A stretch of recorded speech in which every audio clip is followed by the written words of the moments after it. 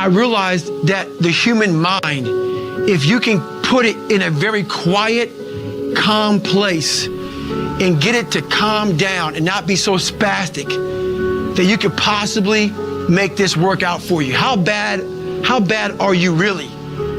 So I calmed myself down and I had to make this enormous thing small. I had 30 more miles to run and my body was in the worst shape in my entire life, the worst pain I ever felt in my life. So I broke this 30 miles thing down. I broke it down to small chunks. I calmed my mind down. I had to get water, had to get potassium, had to get sodium. I had to stop being so dizzy because I had to be able to stand up. So my dizziness went away after about an hour. I was able to stand up now. And I was going around this track at like 30-some minute mile. And I'll never get my crew person saying, hey, I got to mile 81. They said, you're not gonna make the time. I had 24 hours and I was going so slow, taking so much time. This is when I realized that the human mind, once everything gets connected, once the mind knows you're not gonna quit something, it's gonna try to find more. It's gonna try to give you more. Once it realizes you're not gonna take the path of least resistance, you're gonna stay here until it's done. My mind and my body and my spirit became one for the first time ever. For the first time ever, it became one.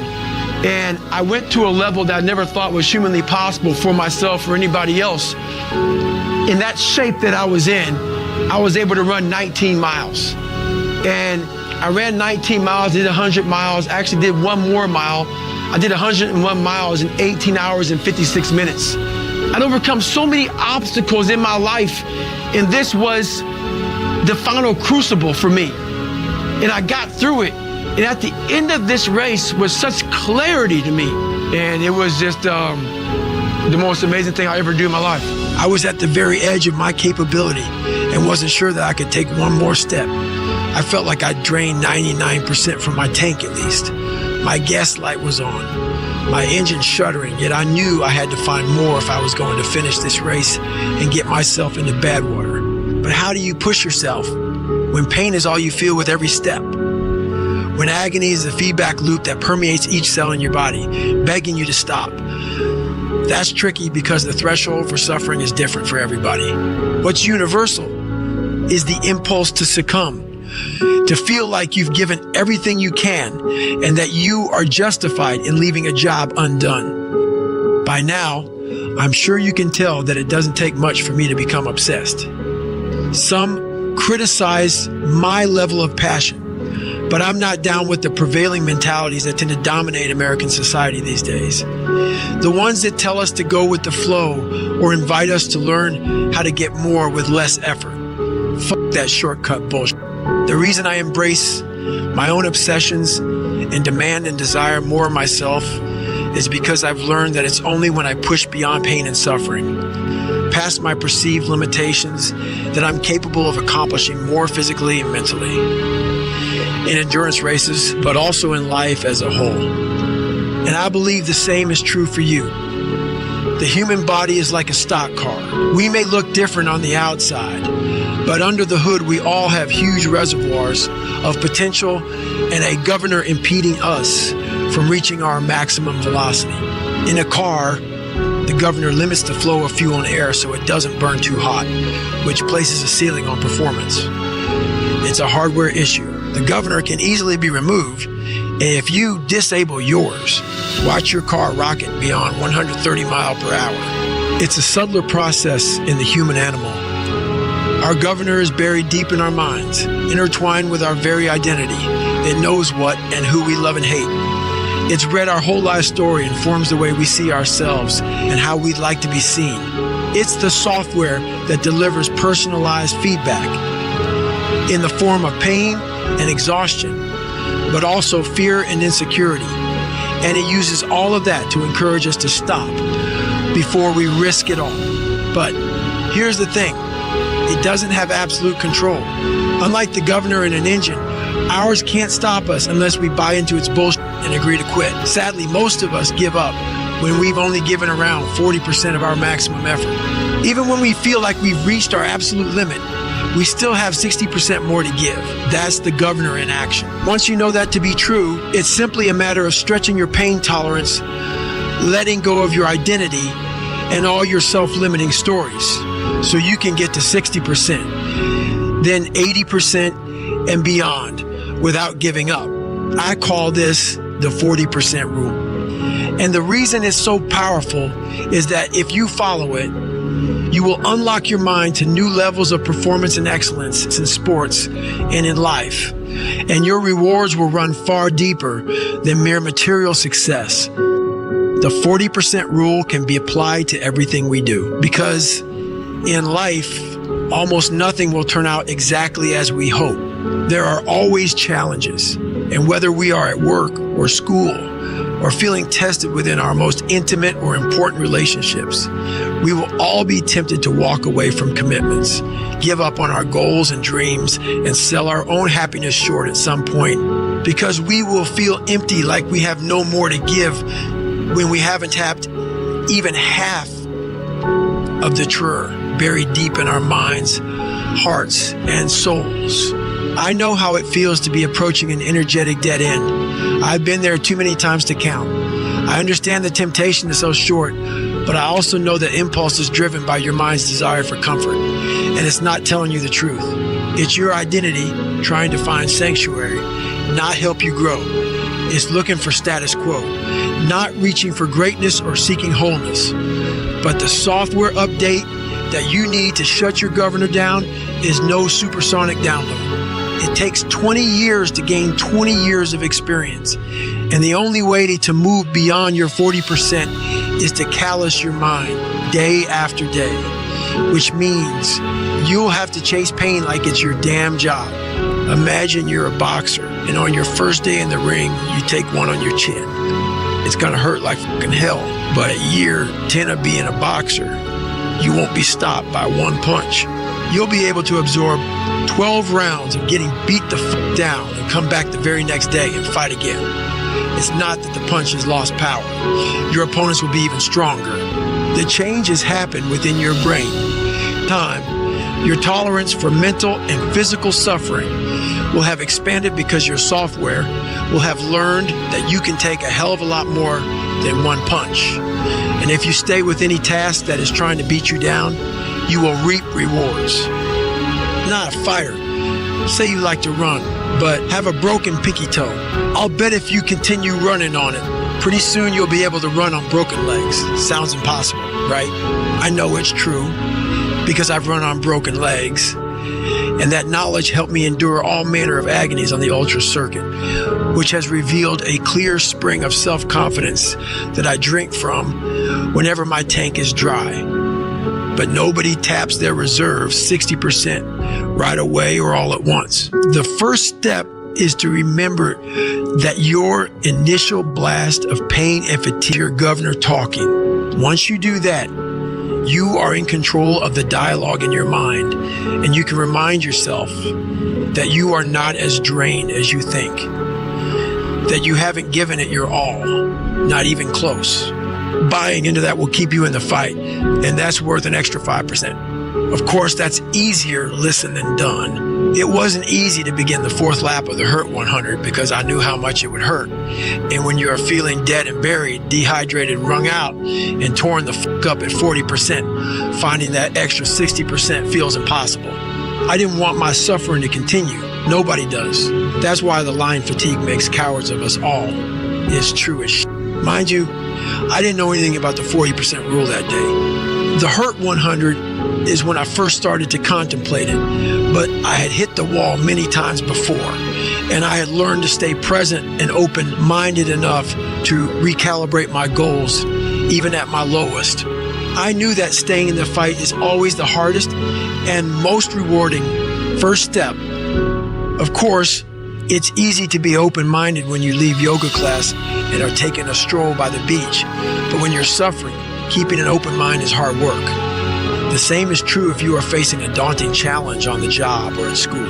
Maybe you are tackling a 100-question test and know that you bricked the first 50. At that point, it's extremely difficult to maintain the necessary discipline taking the test seriously. It's also imperative that you find it, Because in every failure, there is something to be gained. Even if it's only practice for the next test you'll have to take. Because that next test is coming. That's a guarantee. The 1 second decision is, I had to live through that 1 second decision several times during this race. So this race took me 100 and some hours, okay? And this is what people don't get. For you to finish that race, even though I DNF'd, I still finished in the time. So there's a lot of pride in that. So what I do in that 1 second, because we all think about quitting, it's hard. But what you have to do in that 1 second is hard to process information during pain. Because that pain takes over and you can't think rationally. You're thinking about fight or flight, save yourself. That's not a rational thought.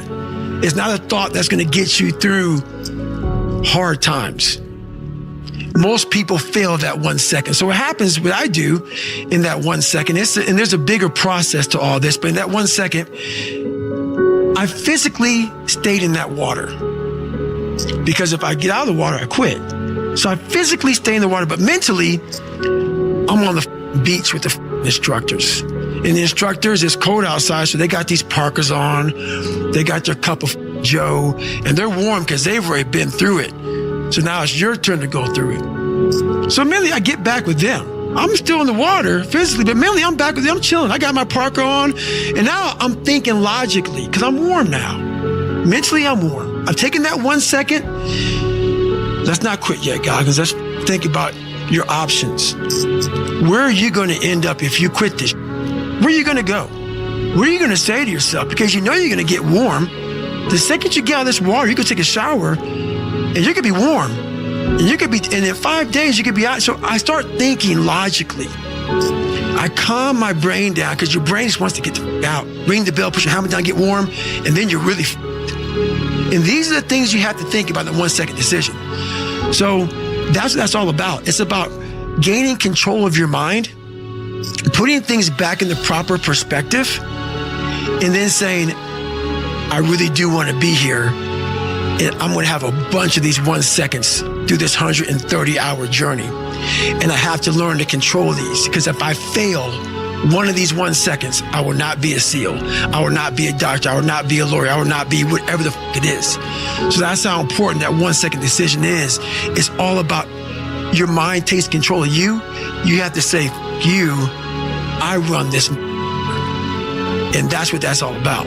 We must create a system that constantly reminds us who the we are when we are at our best. Because life is not going to pick us up when we fall. There will be forks in the road, knives in your fucking back, mountains to climb, and we are only capable of living up to the image we create for ourselves. Prepare yourself. We know life can be hard, and yet we feel sorry for ourselves when it isn't fair. From this point forward, accept the following as Goggins' laws of nature. You will be made fun of. You will feel insecure. You may not be the best all the time. You may be the only black, white, Asian, Latino, female, male, gay, lesbian. There will be times when you feel alone. Get over it. Our minds are fucking strong. They are our most powerful weapon, but we have stopped using them. We have access to so many more resources today than ever before, and yet we are so much less capable than those who came before us. If you want to be one of the few to defy those trends in our ever-softening society, you will have to be willing to go to war with yourself and create a whole new identity, which requires an open mind. It's funny, being open-minded is often tagged as new age or soft. F that. Being open-minded enough to is old school. It's what knuckle draggers do. And that's exactly what I did.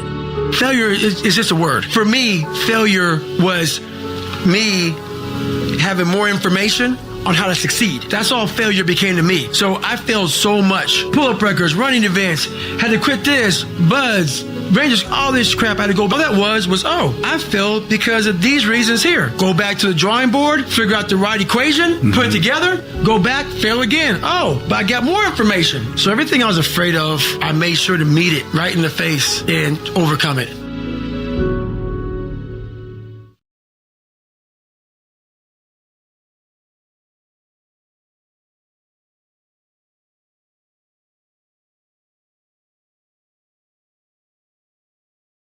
We live in a world that we want to be as comfortable as we can. And we wonder why we have no growth. We wonder why when the smallest thing in our life gets difficult, we wonder why we cower and we run away. Our whole life is set up that way. Our whole life is set up in the path of least resistance. We don't want to suffer. We don't want to feel discomfort. So the whole time we're living our lives in a very comfortable area. There's no growth in that. So for me, I realized that. The reason I became 297 pounds is because that was comfortable. What was very uncomfortable was running. What was very uncomfortable was being on a diet. What was very uncomfortable was trying to face things that I didn't want to face. And I also realized when I was really big, I had no growth. Why? Because I was living comfortable. So I realized for me to find growth, I had to face all of these different things that made me very, very uncomfortable. One thing I faced was running. I absolutely hated running. But I knew for me to grow, I had to do this thing every single day. I wanted to start callousing my mind. I wanted to start becoming a better person. Become a better person. How you gain mental toughness, how you become the person you want to be, is constantly facing the things that you don't want to face. If you constantly run away from things that you don't want to face, how is there growth? How is there mental toughness? I can give you a class all day long about self-talk, visualization, eat an elephant one bite at a time. But if you're never putting yourself in a situation to actually practice these things, you're never going to grow. I can't put you out there we're all going through a battle in our mind. A warrior is not a person that carries a gun. The biggest war you'll ever go through is right between your own ears. It's in your mind. We're all going through a war in our mind, and we have to callous our mind to fight that war and to win that war. When I first got into endurance events, I loved the breakdown phase because the suffering made me feel alive and reminded me that I'd gone all out. This time, I didn't relish it in the same way, but I knew that breakdown was a byproduct of an all-out effort, and that if I explored the crevices of my mind, I would find valuable lessons, which tend to spill out with any unraveling. Most people prefer to avoid breakdowns like this because the suffering can be so overwhelming, it just might mark you forever. I embrace breakdown and welcome the scarring. There is a hell of a lot of information in scar tissue. Scars are proof that the past is real. Physical scars never go away, and when you look at them, they can bring you right back to a specific place in time. But the scar tissue that builds up around that old injury is weak. Professional fighters who've been hit in the face thousands of times bleed faster than those who have never been punched. Once you've been cut deep, you are forever vulnerable to bleeding. The same is true for the mental and emotional scars that we all carry with us, the scars we cannot see. They might be invisible, but they affect us much more severely than physical scars. Mental and emotional scars are our weak spots, and they can open up just as easily as physical scars unless we do the work to strengthen them. If you haven't dealt with your scars, they can alter your life's path. You will be prone to failure during difficult physical and emotional situations, whether that's during an athletic event at work or in your home life. And eventually, you will land back in front of your mirror that never lies.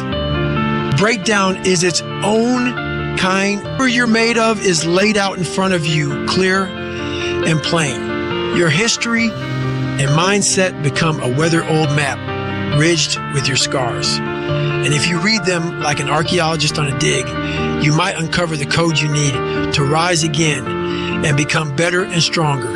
because there is no transformation without breakdown, and there is always another evolution, another skin to shed, a better or deeper version to be revealed.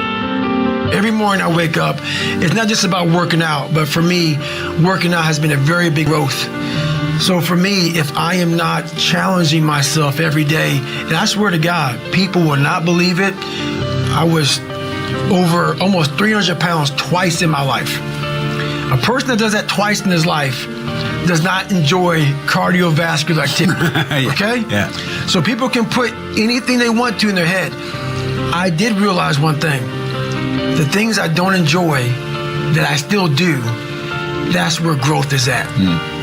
And that's, for me, the only place growth is at is in that very uncomfortable, in that uncomfortable zone. So for instance, today I woke up and I just got to London and I don't know where to run here. It's very difficult to run around this place. So someone said, hey, you can run around out here, like around this 1 mile block. And I'm like, you know what? I'm not doing that. So I went down to the gym and there's this like crazy elliptical trainer, but it's not a normal elliptical trainer.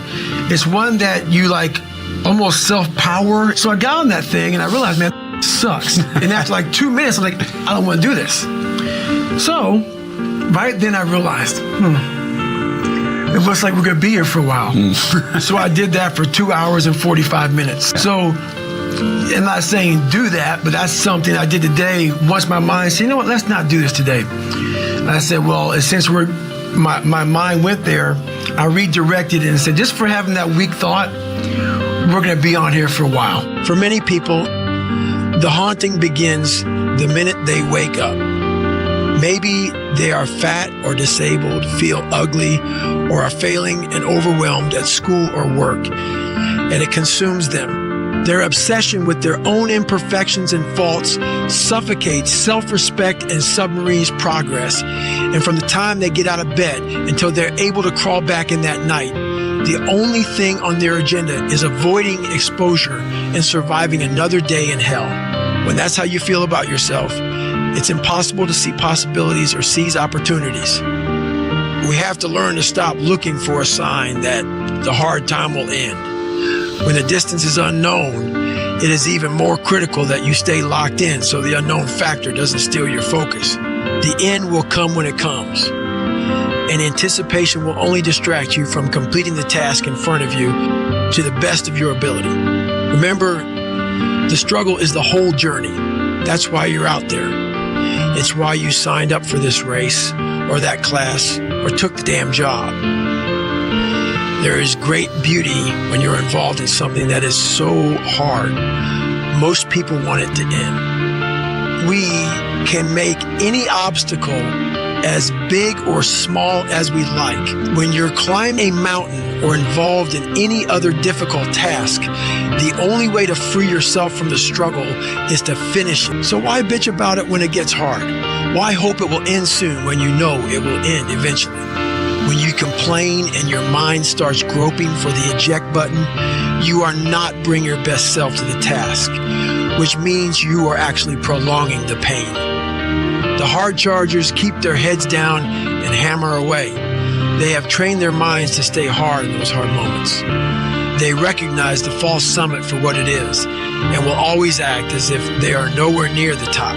Most people slow down and suffer on a steep trail, but and become imbalanced, at least for a period of time. You'll need to funnel every minute of every single day into the pursuit of that degree, that starting spot, that job, that edge. Your mind must never leave the cockpit, sleep at the library or the office, hoop long past sundown and fall asleep watching film of your next opponent. There are no days off, and there is no downtime when you're obsessed with being great. That is what it takes to be the baddest mother ever at what you do. Know that your dedication will be misunderstood. Some relationships may break down. The savage is not a socialized beast, and an imbalanced lifestyle often appears selfish from the outside. But the reason I've been able to help so many people with my life story is precisely because I embraced being that imbalanced while I pursued the impossible dream of becoming the hardest motherfucker ever. That's a mythical title, but it became my compass bearing, my North Star. When you observe highly successful individuals, it may seem tempting to conclude that they were inherently born with their capabilities, that they possess innate talent, and that's the end of the story. However, talent, while undoubtedly making life more straightforward, is just one piece of the puzzle. Reflecting back, I was once a shy and fearful person. Ironically, this apparent misfortune turned into a source of strength, igniting significant changes in my life. By consistently stepping out of my comfort zone, I not only conquered social shyness and improved my communication skills, but also nurtured robust self-confidence and overcame other fears in my life. I might not have been naturally inclined to excel in social settings. I still prefer solitude over crowds. However, with self-discipline and persistent effort, I attained remarkable results. So, the next time you think you lack talent in a particular area or believe you weren't born with inherent abilities, remind yourself that in many situations, self-discipline can compensate for the absence of inborn traits. Living life seems easy when you take the hard path and challenging when opting for the easy way out. Self-discipline demands traversing the difficult route, resisting temptations and immediate gratification in exchange for more substantial and superior rewards in the future. It might seem simpler to avoid discomfort and indulge in immediate pleasures, but eventually, this approach only offers fleeting pleasure at the cost of a potentially much improved future. Imagine a person lacking determination who, when faced with a challenge, chooses to withdraw immediately. How likely is such an individual to achieve something significant in life when their primary value lies in seeking comfort? Contrast this with someone who voluntarily embraces difficulties. They actively seek and welcome challenges as opportunities for personal growth. Each self-imposed trial toughens them, making them less susceptible to being overwhelmed by life's adversities. They become more resilient as they face difficulties head-on. When life throws unexpected challenges at them, they are prepared to handle them because, due to living their lives through perseverance, they've developed readiness for hardships. Our decisions are made in a moment, but their repercussions can extend throughout a lifetime. Humans possess the ability to resist impulses in exchange for a brighter future. Unfortunately, many people live by the principle of, if it feels good, do it, and if it doesn't, don't do it. Yielding to temptations whenever they arise is akin to surrendering your humanity in certain ways. As intelligent beings, and I would venture to say the obligation to base our decisions on rational thinking, not just on instinct alone. Strive to be a better human by embracing your humanity. Exercise your willpower muscle instead of surrendering to the most primal and least beneficial part of your brain for long-term goals. While primal instincts may provide immediate comfort, they rarely serve well in the long run. No, don't take it like go out there and run through a brick wall as many times as you can.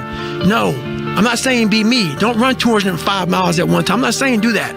I'm saying start to learn the mind is powerful. It's powerful, man. It's unbelievable. But people need a thing to get them going. Right, they need a thing. Right, they need a goal. They need a like it's sometimes the first step is the hardest. Mm-hmm. Like it's hard to take that 1 million step too, but sometimes the first step is the most. There's something about the what do I do? How do they start going over their phone? They start calling people. They don't get out of the house. Like, right, and there's something about procrastination. It's like, it's painful. Oh, yeah. You know you should be doing things, but you just keep doing it. You keep itching that scab. I procrastinate like, man, every day. That's what's so funny, man. People looking like I'm some damn superhero that came down from the gods, from the heavens of earth. No, man. I don't want to do I'm looking at my shoes for 30 minutes sometimes thinking, man, people look up to you, Goggins. Damn, I I'm like, I want to do this shit, man. But guess what?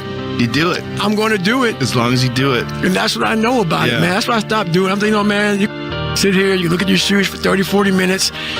You go, you're going to think about it all day long, and you're going to do it anyway. And sometimes you don't have the time to look at your shoes for 30 minutes. No. Those are the beautiful days. Yes. Because you just have to go. That's right. And so, there's no room for procrastination. And that's when I was in the military, I loved my schedule. Because I knew I had to be at work at 7 o'clock. So you better get your ass up at 4 o'clock, man. You got to get, brother. Because I had to before. Right. You know? So that was my mentality back then, man. You know, I had to get the miles and get everything in, man, and get to work, man. I'm competing with the alpha males.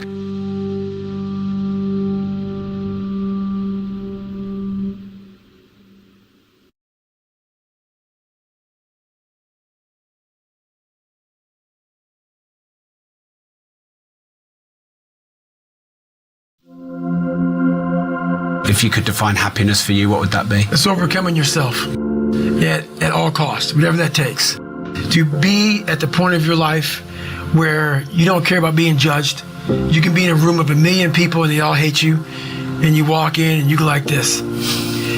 Not because you're angry at them, because you know yourself. Inside and out, and you know that you've put yourself through hell to be where you're at today. You've walked the walk, you've talked the talk, and you've walked the walk. And that's, to me, what it's all about. It's all about putting those boots on the ground and getting after it every day. And once you do that, you have a feeling about yourself that no one can ever take away or even understand. We all have one thing in common. We are here, stuck in the game of life, often subject to the whims of forces beyond our control. But we never train for it. We dedicate ourselves to external goals, whether they are rooted in fitness or school or work, as if they are isolated events, somehow disconnected from the totality of our lives, when everything we do is an opportunity to get better at the game of life itself. My life and my commitment to do what needs to be done, I am a student of life. Around a notebook, I keep logs. I study all the upswings and down currents of my days as if the final exam is tomorrow, because we all have an exam tomorrow. Whether we realize it or not, every interaction, each task is a reflection of your mindset, values, and future prospects. It's an opportunity to be the person you've always wanted to be. You don't have to have survived trauma or become a physical beast to train for life. We've all been challenged physically, emotionally, and intellectually, and we've all failed. Don't be shy about digging through your lost archives. No matter how irrelevant those experiences seem now, they count because they were all dry runs for whatever comes next. This awareness that everything we do is merely training for the next episode is like a filter that expands your perception.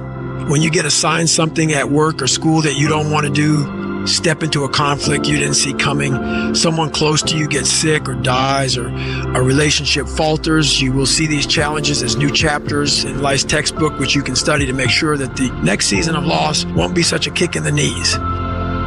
Not just for you, but more so for the people around you. We all know that training is required to make the cut in competitive sports. Get into the best schools and compete for the most coveted jobs, because that's what it takes to be prepared. Most of this generation quits the second they get talked to. You did this wrong, or they get yelled at. It's so easy to be great nowadays, because everybody else is, most people are weak. This is a softened generation. So if you have any mental toughness, any ability, if you have any fraction of self-discipline, the ability to not want to do it but still do it. People have a hard thing to understand. I hate to run. And what makes me so crazy, it doesn't anymore, is people go, well, why do you run if you hate it? What are you talking about? I don't want to take showers and eat either. I hate that too. That's a life, man. It wasn't until I changed that mentality that I became somebody. I hated going to school. So guess what? I was dumb as That's what 1 + 1 is 2. But if you can get through to doing things that you hate to do, on the other side is greatness. That's what people don't understand. By me running, I am callous in my mind. I'm not training for a race. I'm training for life. I'm training for the time when I get that 2 o'clock in the morning call that my mom is dead or something happens tragic in life. I don't fall apart. I'm training my mind and my body and my spirit so it's all one, so I can handle what life is going to throw at me. Because the life I've lived, it throws a whole bunch at you. And if you're not physically and mentally prepared for that, you're just going to crumble and you're good for nobody. You said I can be me. The second you said I can cuss and be me, and cussing, people say, man, you cuss all the time. Why? Well, I hate to say it, the best way for me to get how I feel across, I can't sit here and say, you know what, yeah, I went through Hell Week and man, it was really hard. No, that takes your damn soul, rips it inside out, and then they say, now we're going to start. It allows me to express where I was at a point of my life. If I don't give you all of me, why the hell am I here? How will you learn from me? People take so much offense to me. You will never learn from people if we always tap dance around the truth. We tap dance around the truth by finding the right words so I don't hurt you because you have thin skin. No, tighten up, people. The only thing more infectious than a good attitude is a bad one. The more you dwell on the negative, the weaker you feel, and that weakness infects those around you. However, the reverse is also true. I knew that if I could control my attitude and redirect my attention, I'd gain control of the entire situation. I was disappointed, but I wasn't surprised that my knee gave out. Now, it was on me to learn what I could from the setback, adapt, and move forward. It's an unwritten natural law of the universe that you will be tested. You will get smacked in the fucking face. A hurricane will land on your head. It's inevitable for all of us. Yet, we are not formally taught how to handle unexpected adversity. We have sex education, fire drills, active shooter drills, and curriculum on the dangers of alcohol and drugs. But there is no rug just got pulled out under. You class. Nobody teaches how to think, act, and move when disappointment, bad news, malfunction, and disaster inevitably strike. All the advice floods in only after we are already lying dazed on the canvas, which means it's up to you to cultivate your own strategy and have the discipline to practice it. Mine is simple. No matter what life serves me, I say, Roger that. Most people think Roger that simply means order received. However, in the military, some people infuse Roger with a bit more intention and define it as received. Order given, expect results. When used that way, it is so much more than an acknowledgement. It's an accelerant. It bypasses the over-analytical brain and stimulates action because in some situations, thinking is the enemy. I'm not suggesting that you should follow every order like a robot. After you've been knocked down, it's important to take some time to understand what happened and strategize your way forward. But you also must act. If you stay stalled out, sifting through the wreckage, you may find that you've been swallowed by it. We all love comeback stories because they teach us that setbacks have the power to propel us forward to our greatest successes. But your fate depends on your approach. After an injury or failure, your mind wants to either spin out into overthinking or fall back into numbness and complacency. And it takes practice to short circuit that process. Roger, that is a ticket back to your life, no matter what happens. You may be laid off, run down, flunked out, cut, or dumped. You could be a stressed out, bullied young kid, an overweight veteran with no prospects, or simply handed a pair of crutches and told to sit tight on the sidelines for as long as it takes to heal. The answer is always Roger, that. Scream it out loud. Tell them all that you heard what they had to say and that they can expect your very best in return. And don't forget to smile. A smile that reminds them that you are most dangerous when you're cornered. That is how you respond to a setback. It's the most efficient way to deal with adversity and come out clean. But we go. I start talking to my fiance. Hey, I'm doing too much. You start now, like I did in Hell Week, like I do all the time. Your 1 second decision. It's that decision when your mind starts to get so amped up. Whenever you can't hear yourself think, you gotta slow down. Whenever you're living off a schedule, every day's a schedule, you have no time for yourself. When you start, and we all know it, I don't have time for this anymore, I don't have time for that anymore.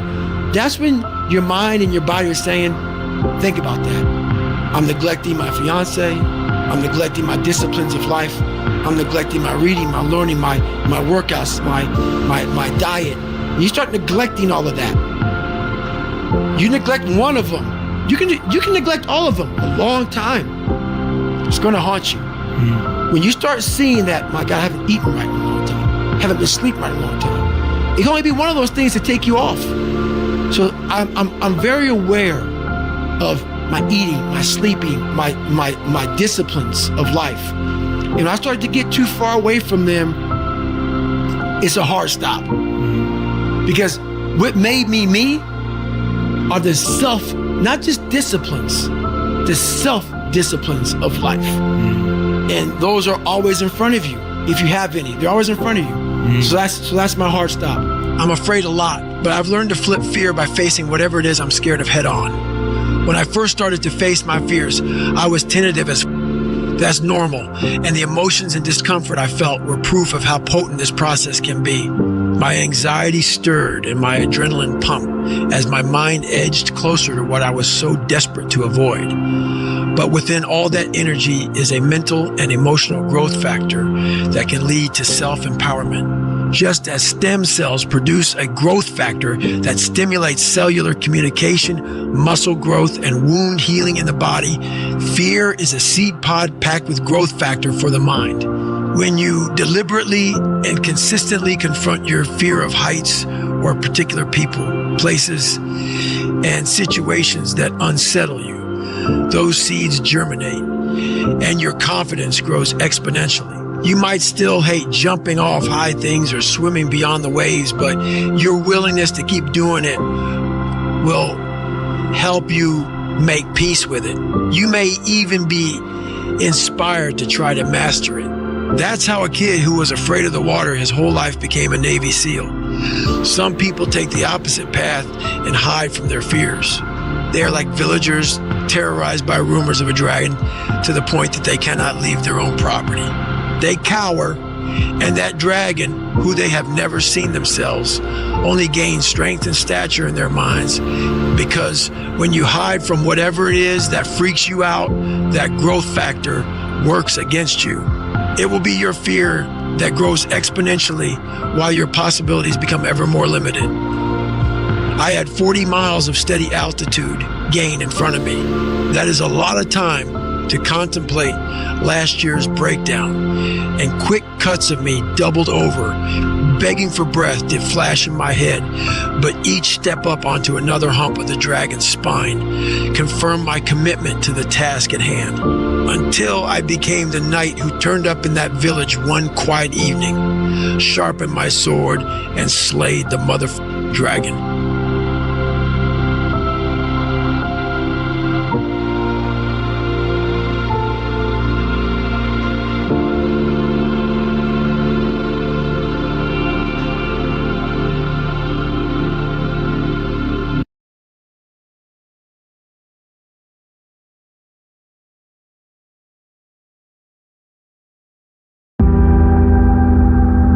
Self-talk and visualization are the two keys to my success.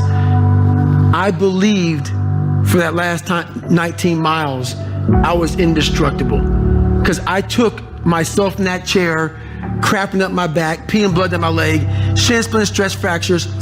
I use all that for motivation versus negativity.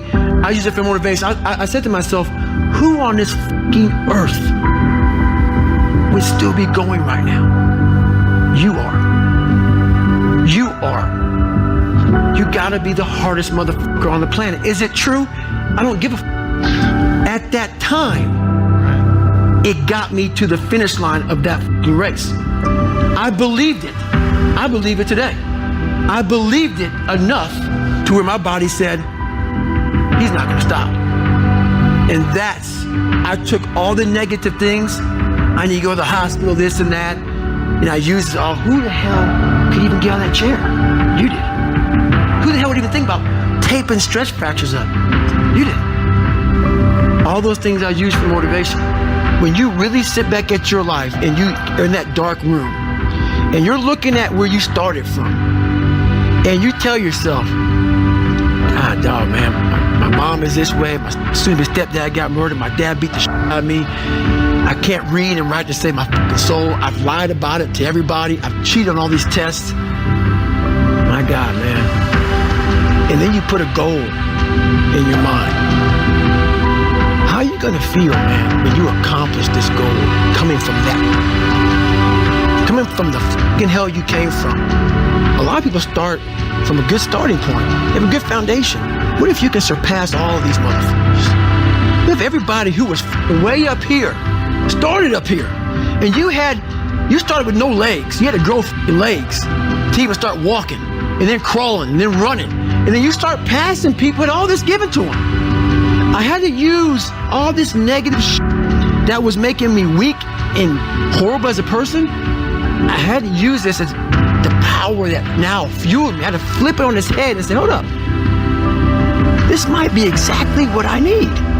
The darkness is exactly what I need. It's how you look at your situation. And I was looking at it all fucked up. These are the facts, and they are undisputed. Your problems in your past aren't on anybody else's agenda. Not really. You may have a few people in your inner circle who care about what you're going through, but for the most part, no one gives a shit because they're dealing with their own issues and focused on their own lives. I learned that the hard way. On our drive from Buffalo to 117 South McGuire Street in Brazil, Indiana, when I was 8 years old, I assumed I was going to walk into the biggest pity party of all time. I expected balloons, cake, ice cream, and big warm hugs. Instead, it was as if all the pain and terror never happened. Sergeant Jack didn't deal in pity. He was out to harden my shell, and that's exactly what he did. Pity is a soothing balm that turns toxic. At first, when your family and friends commiserate with you and validate the reasons you have for grumbling about your circumstances, it lands like sympathy. But the more comfort pity brings you, the more external validation you'll crave, and the less independent you will become, which will make it that much more difficult for you to gain any traction in life. That's the vicious cycle of pity. It saps self-esteem and inner strength, which makes it harder to succeed. And with each subsequent failure, you will be more tempted to pity yourself. Look, I get it. Life isn't fair or easy. A lot of us are doing a job that we don't want to do. We feel we are above the tasks coming our way, and that the world or God or the fates have sentenced us to live in a box we do not belong in. When I was a night shift security guard at a local hospital, I felt that work was beneath me. So I showed up every night with a voice in my head screaming, I don't want to be here. And that infected everything about my life. I ate my feelings, blew up, and slipped into a deep depression. I wanted a different life, but my shitty attitude made it impossible to create one.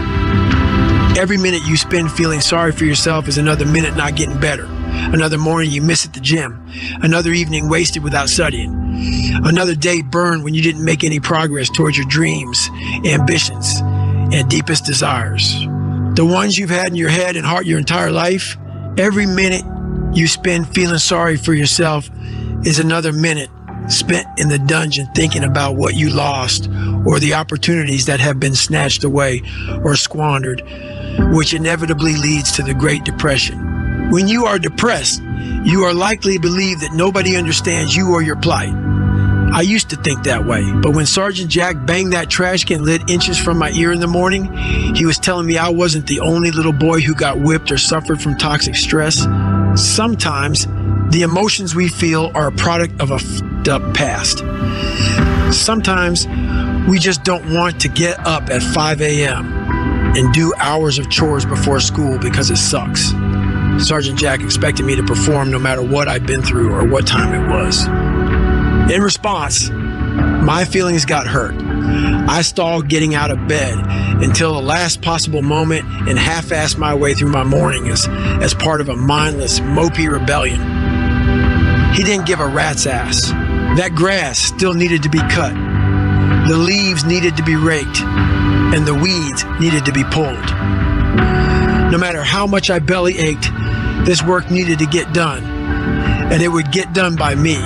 My feelings were costing me a ton of time because no matter how I felt, there was a task in front of me, and that's all that mattered in the present moment. The only thing that ever matters is the present moment. Yet too many people let their depression or regret hijack their day. They let their feelings about the past hijack their lives. Perhaps their fiance left them at the altar or they got fired without cause. Guess what? One day, they will pan back and realize that nobody f***ing cared about any of that but them. I don't care what you've been through. I can feel bad for you. I can have sympathy for you, but my sympathy won't get you anywhere. When I was a young, damaged kid, feeling sorry for myself didn't help me. What helped was cleaning those white walls right the first time. We cannot get time back, so we must be minute hoarders. The earlier I get up, the more I do. The less time I stay in pity party, feel sorry for myself land, the stronger I become and the more daylight I see between me and everyone else. When you separate yourself from the pack by cultivating the values and priorities that lead to greatness, mountains of adversity and hardship become speed bumps, and that makes it easier to adapt to the road ahead and build the new life or sense of self you crave. When I went to live with Sergeant Jack, I was forced to adapt extremely fast.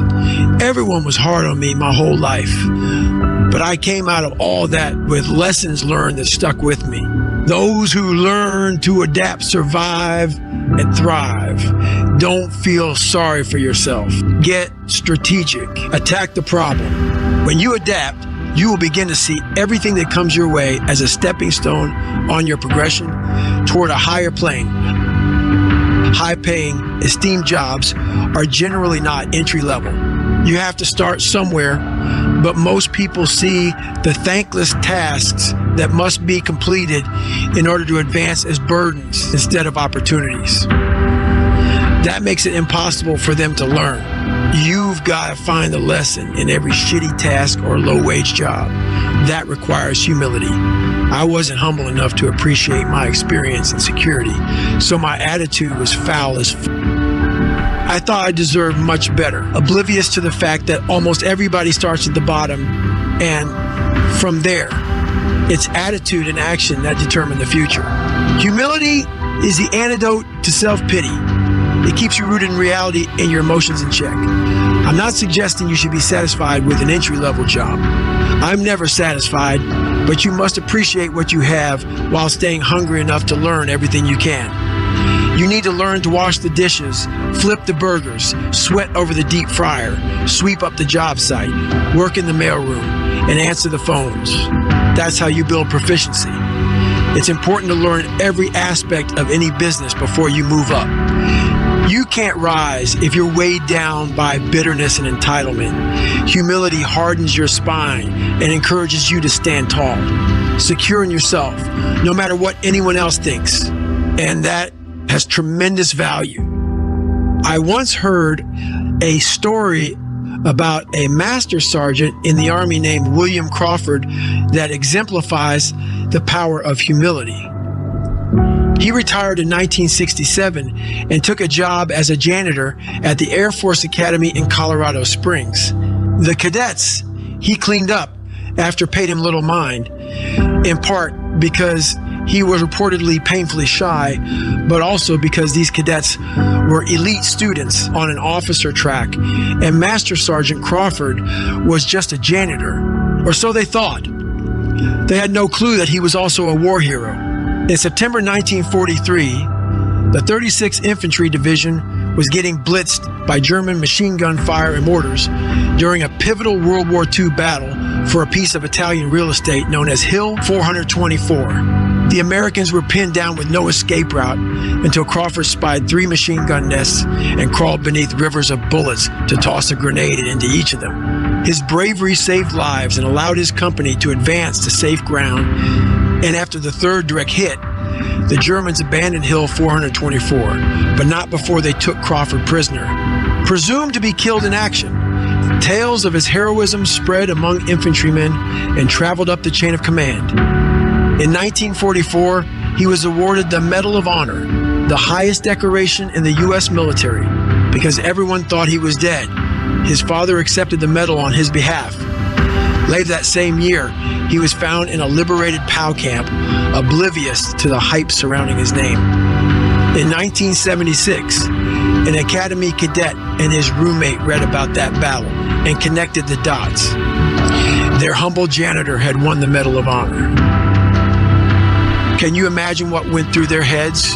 The Medal of Honor speaks to everything a military person reveres, not the medal itself and selflessness inside the human being who earned that medal. Those students wanted to be him, and there he was, mopping their floors and cleaning their bathrooms every day. Master Sergeant Crawford was a walking lesson in self-esteem, courage, character, and especially humility.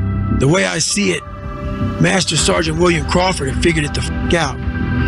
The Medal of Honor didn't change him. He rose to prominence by staying humble and risking his own life to save others, and retired into the service of others. It was never about him, and that gave him strength. People who feel sorry for themselves are obsessed with their own problems and their own fate. Is that really much different than the greedy and egotistical people who want to feel better than everybody else? The higher I climb in my life, the more I realize how much I need to mop that floor, because that's where all the knowledge is. There is no grit at the top, no test of resolve in steak dinners, 5-star hotels, or spa treatments. Once you make it in this world, you have to free fall back to the bottom in some way to keep learning and growing. I call this trained humility. It's a shedding of your skin that allows you to take on a mission that no one else can see and do whatever needs to be done next.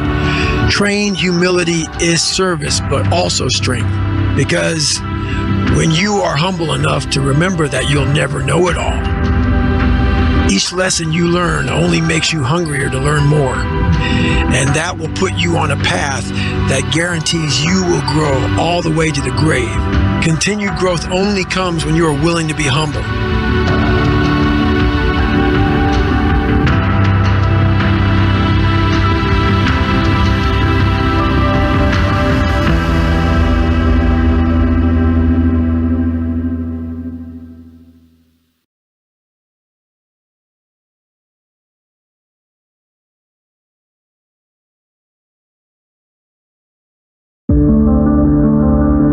When you quit, your mind does this, because you're out. Once you say, I'm not going to quit, this is the 40%. When you quit, your mind says, we're done. So it doesn't expand. There's no expansion when you quit. When you say, F you, this sucks, I'm drowning, I'm miserable, I'm suffering, I'm broken, but I'm not going anywhere. What happens to your mind is it does this. It says, he's not leaving. So we got to expand. We got to grow. We got to figure this fucking thing out. So then these compartments in your brain start to they have to work. They have to work. And then you start to engage parts of your mind that you never engaged before. Small minds and weak people kill big dreams. You might have clear goals and be working on yourself every day. But if you have the wrong folks around you, there's a good chance they could be sucking the life right out of you and making sure that you go nowhere. When I select my crew, I'm not looking for elite runners to pace me. I look for individuals with a foxhole mentality. Of the 4 men who joined Kish and me in Moab, only one had ever done an ultra before, and 2 others barely ran 20 miles a week. But I didn't choose them for their running ability. They all understood me. They appreciated my mindset, knew how far I was willing to go, and were ready to do whatever it took to get me there. My success in this race was their only priority. When I told them I was heading back out to finish the job, nobody was surprised. They had been with me all day, knew I was feeling better, and most importantly, know who the fuck I am. They expected me to try and finish. When I knocked on their doors at 4 a.m, they were damn near packed for the trail already, with a look on their faces that said, "What took you so damn long?" In military speak, the foxhole is a fighting position. In life, it's your inner circle. These are the people you surround yourself with. They know your history and are aware of your future goals and past limitations. But because it's a fighting position, a foxhole can just as easily become your grave. Therefore, it is crucial that you be careful about who you invite in. Whether you are at war, competing in a game, or striving in life, you never want someone in your foxhole who lacks faith or will try to steer you away from your full potential by giving you permission to pack it in or wave the white flag when shit looks bleak. You want the husband or wife who, when you snooze that alarm on a freezing midwinter morning before dawn, shakes you the f*** awake so you don't miss your training run. When you're dieting and whining about being bored of eating the same bland foods every day, they remind you of all the progress you have made, of all the hard work you have put in, and happily eat the same bland foods alongside you. When you say you're tired from all the late night studying, they stay up late with you to help you study. You want the type of race crew who, when you're suffering on the trail, are inspired by bearing witness to your struggle. They know it is proof of your effort.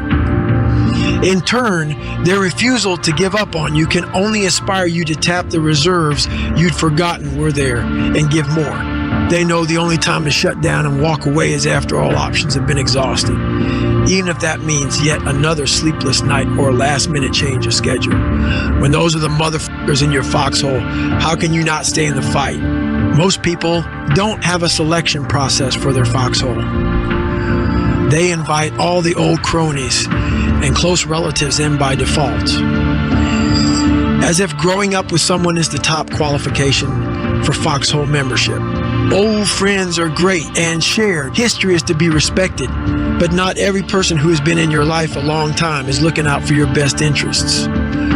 Some of them are threatened by your growth because of how it impacts them. Some are looking for a friend to keep them company in their half-assed lives. In order to populate your foxhole with the right people, you must first know who you are as an individual. That means shaking off old belief systems, creaky concepts of the world and your place in it that no longer serve you, and the habits and lifestyle that you've outgrown. Any ideas or interests that were impressed upon you by others, whether they be your family, peers, or culture, must be examined consciously so you can see through all of them and discover your own unique individuality. For most people, this is a slow, organic process that can take years if it happens at all. But if you bring intentionality to it, individuation can be accelerated. Once you find out who the you are, the world will start delivering you care packages filled with opportunities that will fuel your quest. Do things you hate to do. Be uncomfortable every fucking day of your life. Roger that. I'm not the smartest kid in the world. Okay. Instead of somebody saying, "Oh no, you're smart." No, don't say that to yourself. I said to myself, "No, I'm a dumb motherfucker." Okay, roger that. How you get smarter? Educate yourself. So the things that we run from, we're running from the truth. We're running from the truth, man. So the only way I became successful was going towards the truth. As painful and as brutal as it is, it changed me. It allowed me to become in my own right who I am today. In addition to power eating and spraying cockroaches, I did a lot of searching after I left the Air Force at 24 years old. I was looking for my place in the world and tried on different personas and subcultures. I explored becoming a wrestler. I got into powerlifting and thought about competing in that sport, but those weren't honest choices. I didn't burn with a desire to wrestle or lift heavy on stage. All I knew was that I didn't want to be David Goggins anymore. I wanted to be the hardest motherfucker ever to live. The problem was, I didn't know what the f that looked like. It was terrifying to admit that to anyone, including myself, because at the time, I was out of shape, working a low-wage job and living well beyond my means. How the f do you go from that to hard motherfucker? I had no clue and wondered if I was delusional. Who the f gave me the right to have such an audacious dream? Even I thought I sounded ridiculous. But as absurd as it may have seemed, I didn't let go of that dream. I let it linger in the back of my brain. Then one day, a care package arrived in the form of a Navy SEAL documentary, and there it was. I finally found a place to start that might just lead to hard motherfucker territory. My dream no longer felt delusional. It felt possible.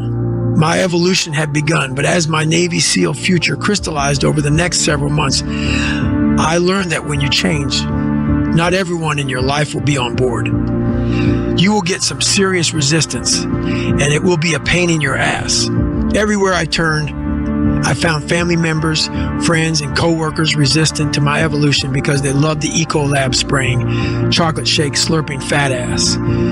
At 300 pounds, I made them feel much better about themselves, which is another way of saying they were holding me back. Years later, I learned how common that kind of thing is. Most of the men I recruited into the SEALs confided that their wives, girlfriends, or parents were dead set against something they wanted more than anything in the world. That can be extremely stressful when you are striving to be you, especially when it involves pushing your limits of pain and suffering or sacrificing life and limb. You do not need to deal with trying to make everybody happy at the same time. When you are conflicted like that, your internal dialogue becomes counterproductive. And when those moments of truth arrive and the quitting mind gets loud, that inner conflict might be the very thing that convinces you to give up. When I first made the decision to try to become a Navy SEAL, the only person in my foxhole was my mom. She knew what it entailed and was immediately on board. I didn't see any fear in her eyes. While she was worried about me, she believed in what I was doing even more, and that allowed me to train and fight with a clear head and maximum focus. Years later, when I ran Badwater, she was in my crew. I walked 100 of those 135 miles, and when horseflies were all over me and I was suffering in the heat, she got out of the support vehicle sobbing, not because I was in pain, but because she was proud of me, because I was pushing through it all like a fucking warrior. I have people now, so when I was in the worst part of my life, those people want to bring you back in. Those people, like you can see who you hang out with, like when you're in your worst. And when you're trying to get better, what makes it hard to get better is that you are hanging around people who, like, let's say you are an alcoholic. You hang around people who drink. And let's say you want to stop drinking. Those people want to bring you back in. Like, I used to be this guy who wasn't worth anything. Now those people who are still there, they're 16, 17, 18, 30 years ago, they're trying to get you back there. So the hardest part, you got to see who you're hanging out with, man. Not all friends and loved ones react that way when you change and become committed to perpetual growth. Some are genuinely offended, and you don't need or want their voices in your head, which is a nice way of saying you may be required to can some motherfuckers along the way, who you hang around and speak to on the daily matters. That's why it is not a successful formula for people in drug and alcohol recovery to continue to hang out with the people they used to party with if they want to stay sober. When you evolve, your inner circle must evolve with you. Otherwise, you may subconsciously halt your own growth to avoid outpacing and losing contact with the people who mean a lot to you, but may not be able to hang with you. When there is no one around you who believes in or understands your quest, you must turn your foxhole into a one-man fighting position. That's okay. It is always better to fight alone until you can find people strong enough to fight the good fight with you. There is no time to waste trying to pull dead weight up a hill. I've been there many times, and you must hold out until reinforcements arrive, even if it takes years. Loneliness can be difficult and depleting, but I'd much rather you stay lonely than crawl out of your foxhole and trek back through known territory into the arms of the very people who love the old you and were never comfortable with your transformation. Does this mean you have to end all relationships or burn all bridges? No, not necessarily. But doubters must be kept at arm's length, and anyone in your inner circle must accept you for who you are and who you want to become. This may require an adjustment period, and that is understandable. But within a reasonable amount of time, the men and women in your foxhole must, in their words and actions, give you permission to be you. In 2018, right before I received my VW award, I realized how much I couldn't stand being retired. I spent hours calling old friends and new contacts in the military, looking for a way back in. I considered re-enlisting in pararescue, but remembering how much I loved Ranger School and Delta selection, I thought the Army might be a better fit. So I dropped word that I was interested in enlisting as a 44-year-old grunt. It didn't take long for a recruiter to reach out. He was convinced he could make it happen, but it meant moving to some backwoods Army base for training. Keish was not thrilled. She'd worked hard and kicked ass in the corporate world for 20 years, and she did not expect to be living on or around an Army base at that point in her life. She damn sure didn't expect me to turn down dozens of lucrative speaking gigs to prepare for a third stint in the military. By then, I was already earning more money for an hour or two of public speaking than I'd earn in a year as a grunt.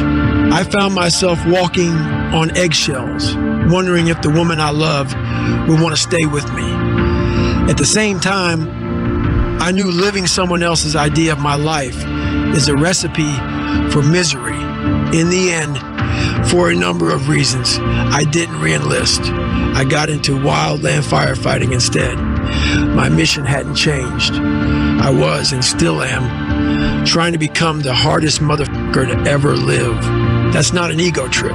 It's a way of life. It may be far-fetched and even unachievable, but I remain in service of that vision. Fast forward a few years, and Kish is most definitely foxhole qualified.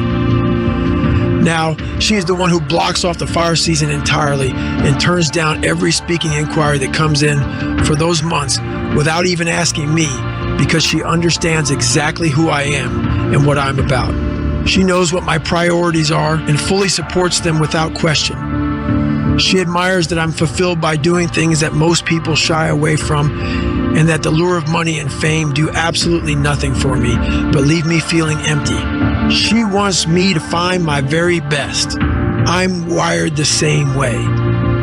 When Keish confided in me that she wanted to run a sub-3:25 marathon, I helped her train and strategize, and she accomplished her goal with a time of 3:21 in Philadelphia. When she mentioned possibly applying to law school, she received a package of LSAT books at the door the very next day. Don't ever tell me you want to run a marathon, because I will sign you up for a race, monitor your daily training, and run that with you. If you tell me you want to be a doctor, I'll be the motherfucker who enrolls you in med school while you're sleeping, and you'll wake up to a class first thing in the morning. Most people can't handle that level of intensity, but that's the kind of backing I want. The type that comes with an expectation of effort and demands hours, weeks, and even years of hard work. Because that is exactly what it takes to fulfill lofty ambitions, and more important than that, find out what you are truly capable of. Who's in your foxhole? Tag them and tell them why.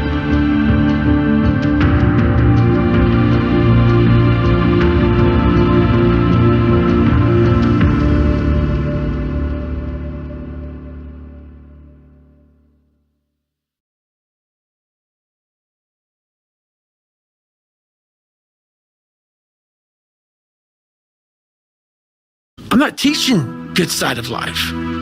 So I had to figure out a way when I came on in 2016 of teaching you what life really is for the majority of us is hell. And so while people love to show you the cars and the house and the vacations and all that's good, all that's happy, I'm going to show you the side that I know most of you are going through. And people hide very well. I don't want to hide anymore. I hid it for 24 years. So that's why now I told you, we can talk about whatever you want. Because as human beings, the first thing we have to learn, I also stuttered real bad growing up. So if you hear me stutter every now and then, it's because that was part of my life also. So it's funny, human beings want to show you the best side, and they want to hide the worst side. For me, I'm going to teach you how to be vulnerable. Because that's the only way you fix yourself. You don't fix yourself by coming out here and me selling you some books. That's why I don't have them. I forgot them. I'm glad people got something from the book. I want you to learn that the only way you grow is how to look at yourself and say, okay, like I did. Table longer than this. What the I have to do to get somewhere? There was nothing good on there. Nothing. Yeah, I love playing basketball. I left that out. That's something I love to do. I don't care about that. That didn't make the fucking list. Because the list that I had to live by was the very list that was to get me at this table with you. To talk to you, to the normal human beings I once was, about how you can get somewhere and how it looks. It looks very ugly. There's no fucking passion. There's no fucking motivation. There's no, oh my God, man, no. It's every day of your life just doing. No passion, no discipline, no motivation. All these words, I hate that so many people use these words now because it's watered.